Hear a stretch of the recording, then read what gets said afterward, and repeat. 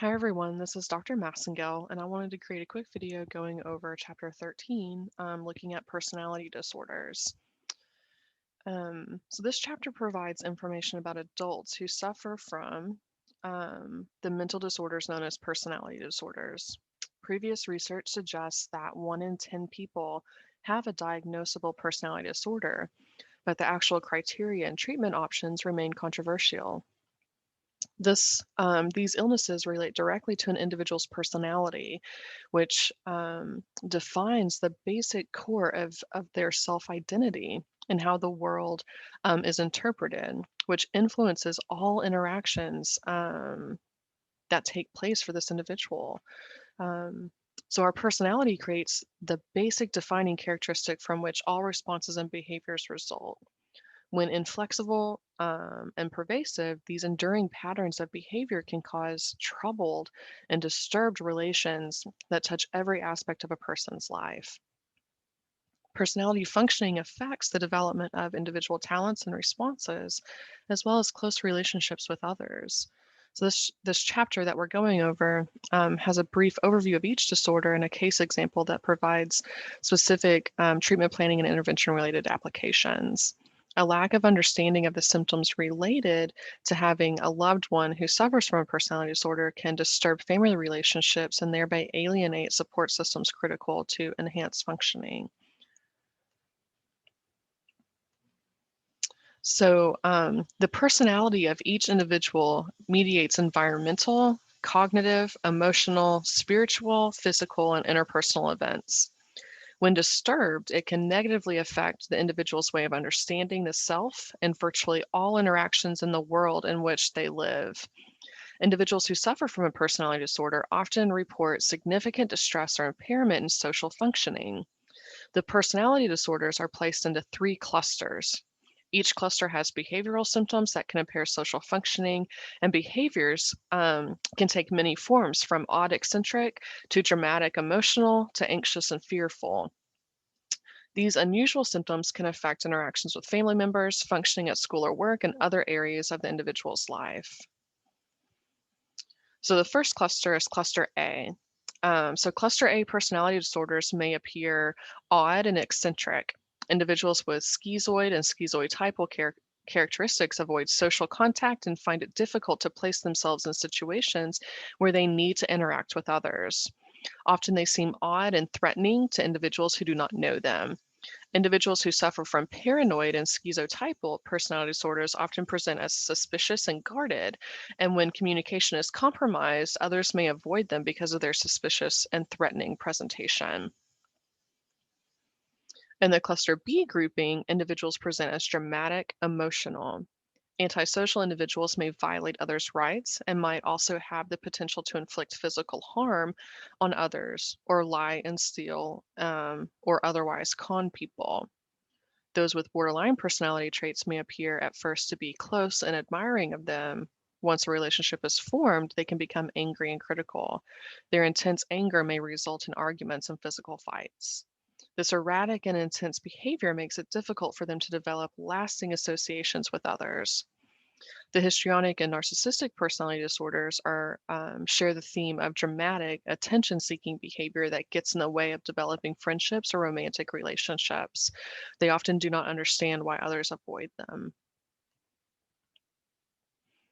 Cluster C individuals have characteristics that focus on anxiety and fear, and thereby often exhibit anxious and fearful behaviors.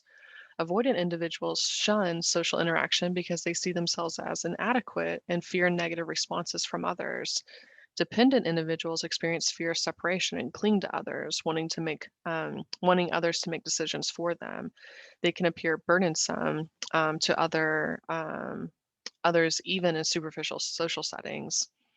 Those with obsessive compulsive disorder, personality disorder, focus on control of their environment, and their perfectionism can be offensive to others.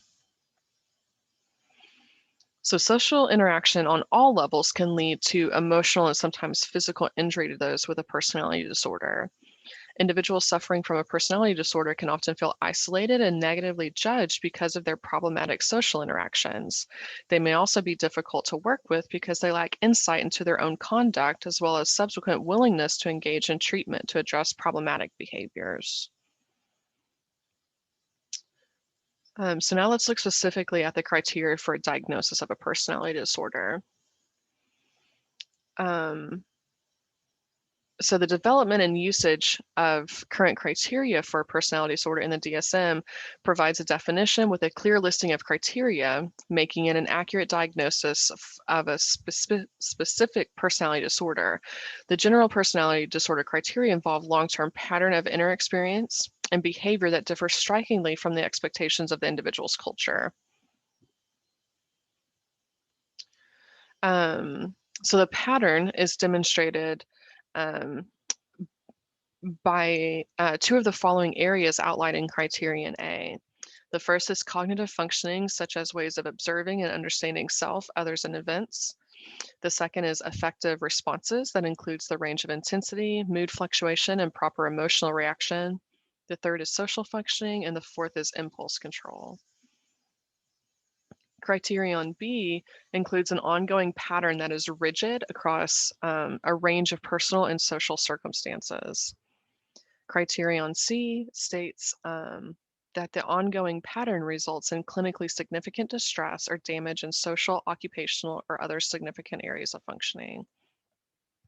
And Criterion D requires that the onset began in adolescence or early adulthood and is a long-term stable pattern of behavior. So now let's look specifically at each disorder. Um, So each of the personality disorders in cluster A shares the common theme of odd or eccentric behavior. When diagnosed in this cluster, individuals have trouble relating to others. Others might comment openly or privately that the person with cluster A personality disorder acts strangely, and people are often uncomfortable around them.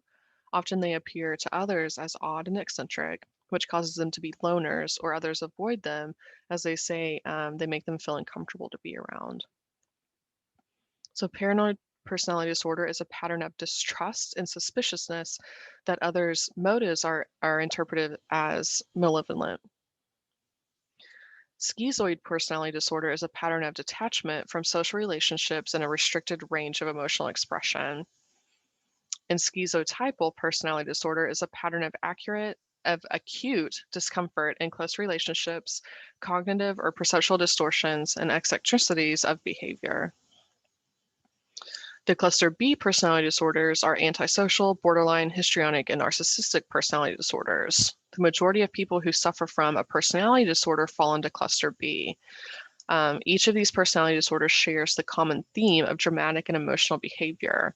Often individuals have intense relationships with family and friends that quickly become strained. This frustrates those in their support system, and it is not uncommon for family and friends to say that they simply cannot take the intensity and drama that typically surrounds relationships with a person in this type of personality disorder. Caregivers in particular may find these behavioral traits extremely frustrating. So antisocial personality disorder is a pattern of disregard for and violation of the rights of others. Borderline personality disorder is a pattern of instability in interpersonal relationships, self-image, and affects, and marked impulsivity. Histrionic personality disorder is a pattern of excessive emotionality and attention seeking. And narcissistic personality disorder is a pattern of grandiosity, need for admiration, and lack of empathy. The cluster C personality disorders are avoidant, dependent, and obsessive compulsive. Each of these personality disorders shares a common theme of anxious and fearful behavior. So avoidant personality disorder is a pattern of social inhibition, feelings of inadequacy, and hypersensitivity to negative evaluation. Dependent personality disorder is a pattern of submissive and clingy behavior related to an excessive need to be taken care of. And lastly, obsessive compulsive personality disorder is a pattern of preoccupation with orderliness, perfectionism, and control. So then the textbook goes over many case studies highlighting what each one of these personality disorders looks like. So we'll walk through each of those individually. If you haven't yet, go ahead and read those many case studies throughout the chapter. and then come back to us as we move forward talking about each one individually. So the first case study is Leon. So here are some characteristics that we see. Um, Fear of or suspicion that people looking at him badly in order to get him fired. He believes that there was some interference with an alarm clock, which got him kind of in trouble. Coworkers speaking to him, kind of reading into that. Coworker disloyalty, plotting against him, and he's unable to forgive. So we see some characteristics of paranoid personality disorder. And for this disorder, there needs to be at least 4 or more of the following symptoms. And we see that he suspects without sufficient basis that others are exploiting, harming, or deceiving him. He's preoccupied with unjustified doubts about the loyalty or trustworthiness of friends or associates. He reads hidden demeaning or threatening meanings into remarks or events. He persistently bears grudges that unable to forgive, perceives attacks on his character reputation. Whoops, sorry. So we can see that he definitely meets at least 4 of those and would qualify for a diagnosis of paranoid personality disorder. Sal, we have characteristics of preference to be alone, no interest in relationships, doesn't like being around others.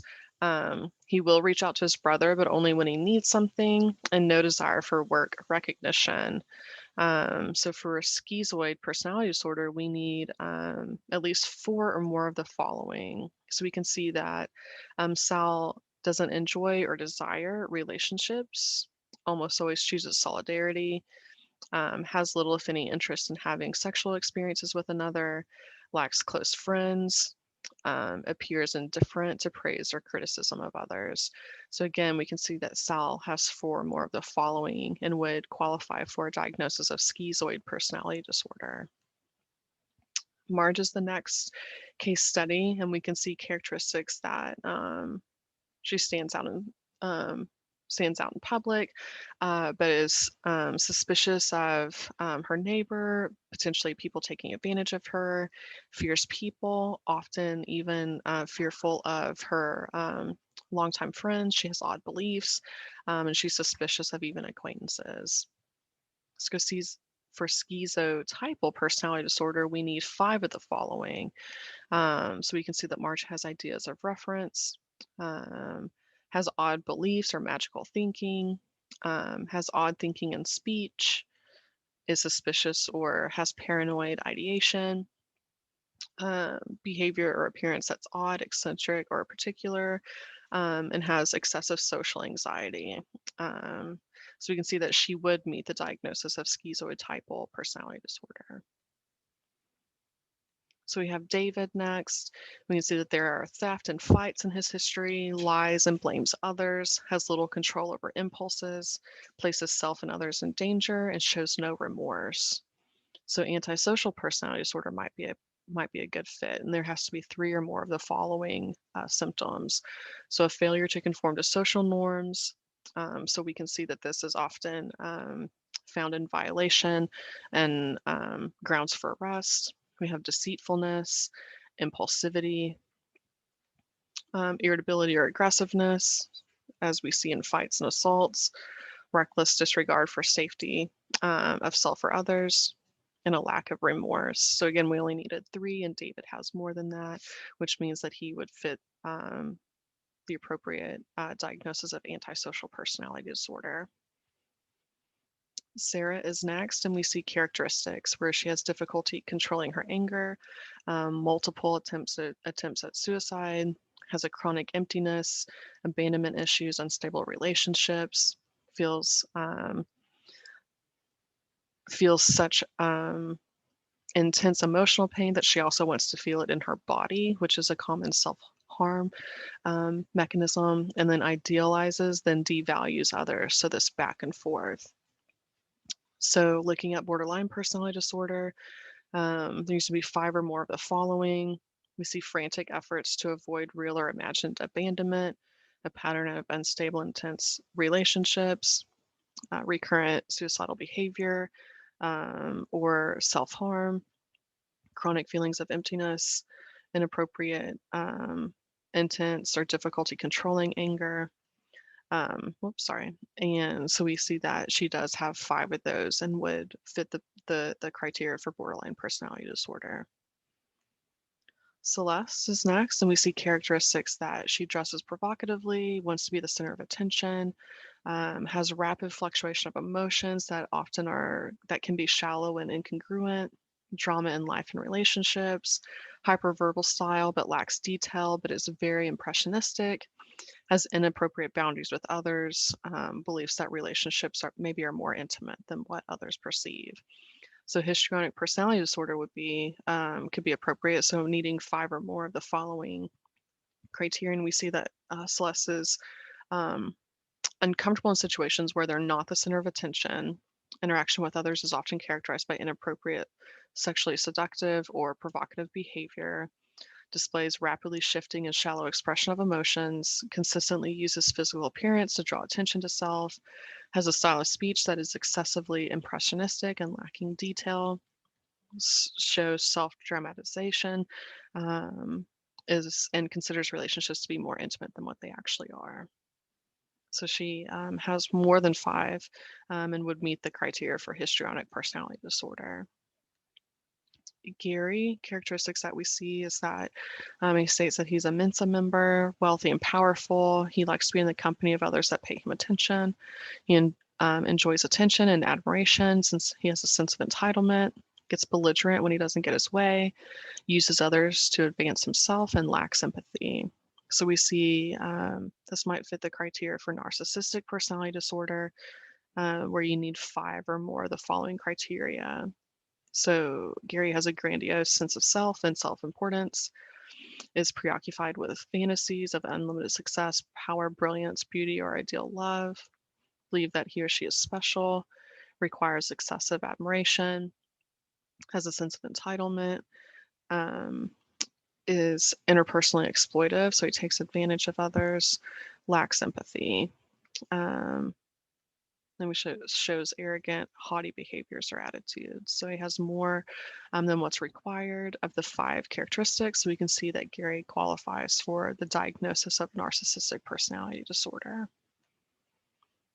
Moving on to Linda, we have characteristics where she doesn't engage with others in conversation. She stays to herself, believes that people won't like her if they get to know her or that people might make fun of her. She has a fear of being ridiculed. She sees herself as inferior to others or unappealing and is embarrassed to try new activities. So we can see avoidant personality might be a good fit, and there needs to be at least 4 or more of the following.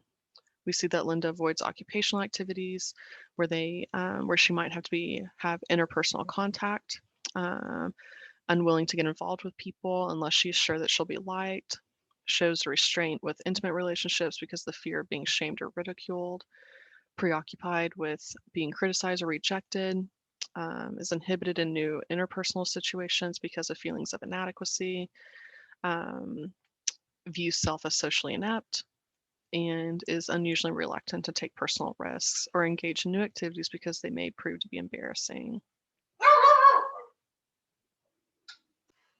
Sorry about that. You can hear my pup barking. His name was Riley. He thought he needed to be involved in this recording today. So next we see Mark, and characteristics of he's very dependent on his parents, even though he is an adult, needs reassurance from others on everyday decisions, wants to make others happy. So he ends up doing tasks he doesn't like and has a fear of being alone. So we see um, maybe dependent personality disorder might be appropriate fit for a diagnosis and needs to have at least 5 of the following. So difficulty making everyday decisions without excessive amount of advice and reassurance from others, needs others to assume responsibility for most major areas of his life, has difficulty initiating projects or doing things on his own because of lacking self-confidence, goes to excessive lengths to obtain nurturance or support from others, to the point of volunteering to do things that are unpleasant, feels uncomfortable or helpless when alone, is unrealistic, preoccupied with fears of being left to take care of himself. So we can see that he does have at least 5 or more and would meet the criteria for dependent personality disorder diagnosis. And we have Ray. Specific characteristics: not throwing away items, have difficulty moving around his home, rigid, stubborn perfectionist, highly productive, fixates on details, self-imposes deadlines, and he states work is his life, so he even works on holidays.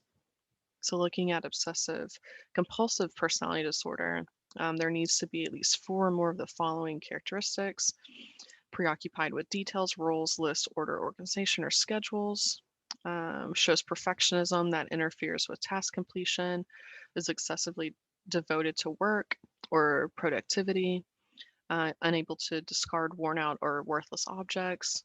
And then we shows rigidity and stubbornness. So Ray would meet the criteria for obsessive compulsive personality disorder. So next, we're looking at the major case study, the case of Kara. So if you haven't already, go ahead and read Kara's case on pages 491 through 492, and then come back and let's walk through that together.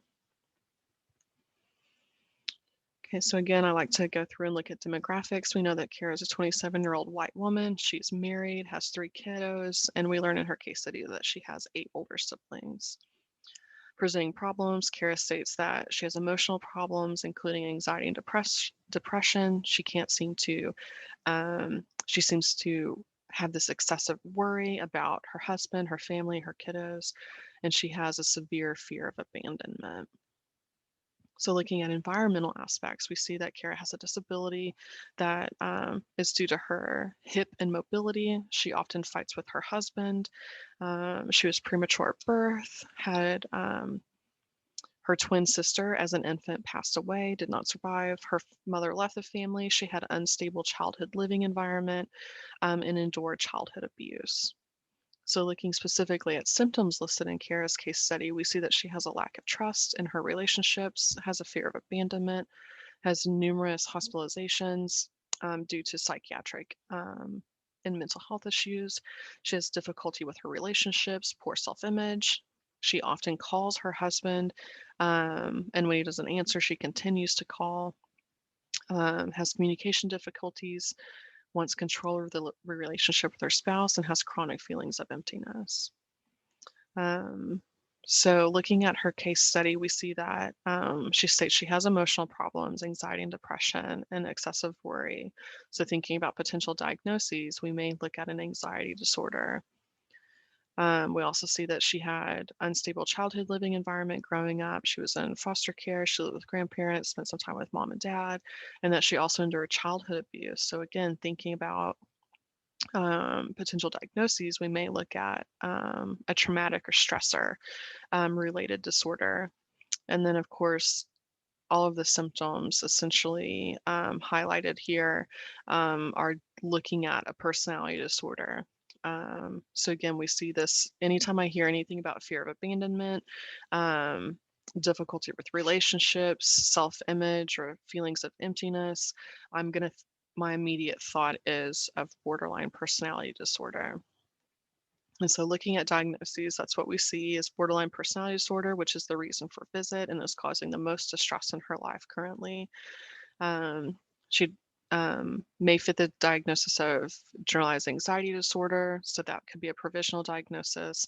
She may fit the criteria for post-traumatic stress disorder, which could be a provisional diagnosis. And then, of course, we need to take into consideration other components, which would be a parent-child relationship, her upbringing, history of abuse, and other psychosocial circumstances.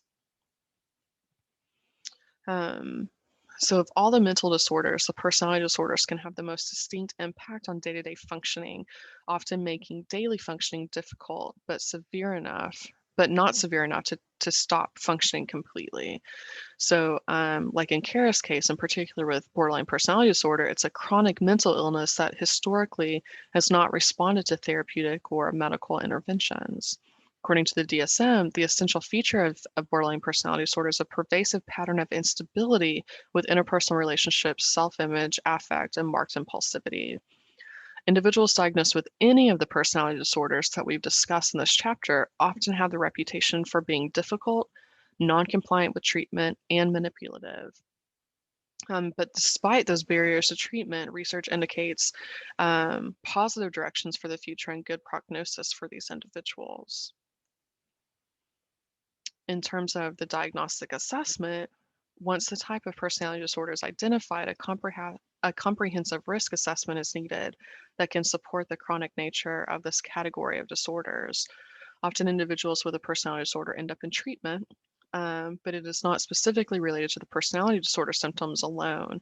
Individual approaches such as dialectical behavior therapy and other psychosocial individual and group therapy approaches can assist in improvement in the client's overall general and interpersonal adjustment. Although some clients suffering from personality disorders may be resistant to treatment at first, these treatments can be beneficial in improving levels of functioning, enhancing their social relationships, and preventing self damaging, suicidal, and self mutilating behavior. And then lastly, our consideration always comes back to our theoretical lens. What do we believe about the world? What do we believe about dysfunction? What do we believe about change? And how will that impact our work with our future clients, regardless of their diagnosis or mental health disorder? So always taking that into consideration and how that might impact your future work with a wide variety of clients and diagnoses. Okay, so that was a quick overview. Please let me know if you have any questions, and I hope this has been helpful.